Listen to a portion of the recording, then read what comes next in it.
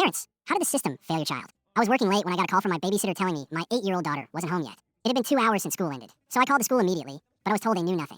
That's when I panicked and called the police. They spoke to my daughter's teacher, and she informed them she last saw my daughter at recess with the principal. As soon as I heard this, I drove down. An officer met me and told me the principal hadn't been answering his phone. This awful gut feeling washed over me. I stormed into the principal's office, demanding to know where my daughter was. He went pale and said she was simply in detention. I told him to bring me to her, and he said, "You don't have permission to be on school property, so I must ask you to leave, and your daughter will be returned later."